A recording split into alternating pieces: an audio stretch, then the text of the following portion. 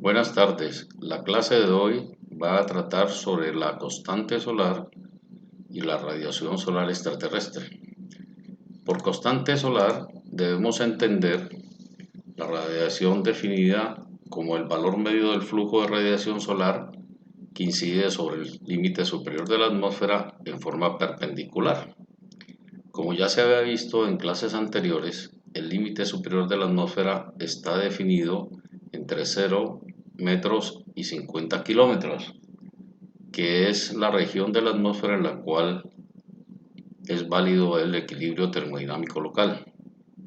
Esto quiere decir que las capas denominadas troposfera y estratosfera son las que constituyen la región de la atmósfera en la cual es válido el equilibrio termodinámico local. Hasta esa altura de 50 kilómetros es que está definido el límite superior de la atmósfera.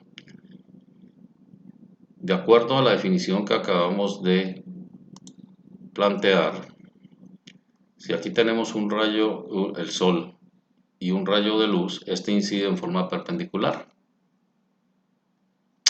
Si se calcula el valor medio del flujo de radiación solar que incide sobre LSA en forma perpendicular, es como suponer que la órbita de la Tierra alrededor del Sol fuera circular, de tal manera que en cada punto de la trayectoria de la Tierra alrededor del Sol, la radiación incide en forma perpendicular a ella.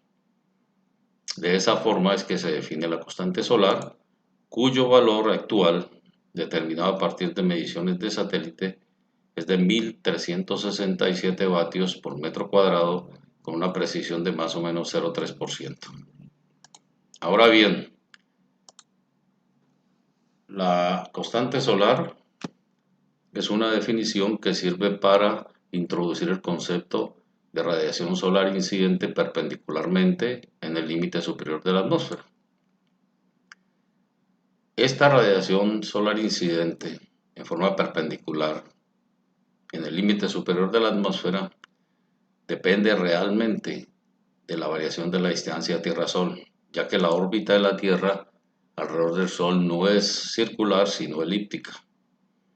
Por ejemplo, el 3 de enero es cuando la Tierra se encuentra más cercana al Sol en la órbita elíptica, que es el denominado perihelio, mientras que el 5 de julio tenemos o encontramos a la Tierra en el punto más distante de su órbita, el denominado afelio.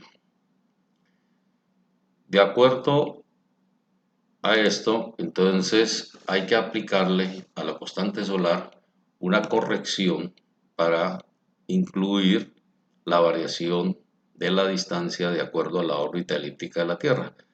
Esa corrección se denomina corrección astronómica F y es igual al radio medio de la Tierra, que equivale a 149,6 por 10 a la 6 kilómetros, que es la distancia media Tierra-Sol, denominado también unidad astronómica, sobre la distancia efectiva Tierra-Sol, y todo esto al cuadrado.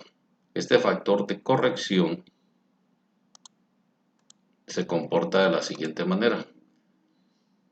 En el eje de las X tenemos el número del día del año, o sea, este es el 1 de enero y así sucesivamente hasta 365.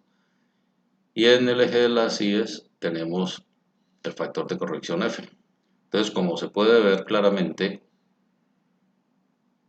en los primeros días de enero, en particular el 3 de enero, el Sol está más cerca de la Tierra. O sea, F tiene un valor equivalente a 1.03507, estando la Tierra en el perihelio. A medida que transcurren los días del año, la Tierra se va alejando del Sol, de tal manera que entre el 4 y el 5 de julio se encuentra la Tierra en el punto más lejano, denominado afelio, y F tiene un valor de 0.96658. Después del 5 de julio, la Tierra empieza nuevamente a acercarse al Sol y así se repite este ciclo durante todo el año, durante todos los años. Muy bien, entonces de acuerdo a lo anterior, la radiación solar incidente en el límite superior de la atmósfera en forma perpendicular o radiación solar extraterrestre perpendicular K sub E para cualquier día del año es igual a la constante solar multiplicado por el factor de corrección, como lo muestra la ecuación 1. Pero además de esta dependencia con la posición de la Tierra respecto al Sol durante todo el año, también la radiación solar extraterrestre depende de la posición del Sol respecto a la superficie de incidencia, es decir, a la hora del día. El siguiente gráfico muestra claramente ese tipo de dependencias. Aquí tenemos el límite superior de la atmósfera a 50 kilómetros.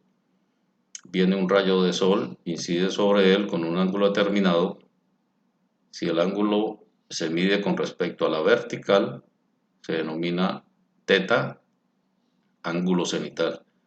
Y si se mide con respecto a la horizontal, o sea, el límite superior de la atmósfera, se denomina gamma como ángulo de elevación solar. De acuerdo a eso, entonces tenemos que la radiación solar extraterrestre para cualquier día del año y para cualquier hora del día es igual a la constante solar por el factor de corrección astronómica multiplicado por la posición del Sol, que en este caso sería coseno del ángulo cenital, o en este otro sería el seno del ángulo de elevación solar. Finalmente, en forma espectral, tenemos una expresión similar.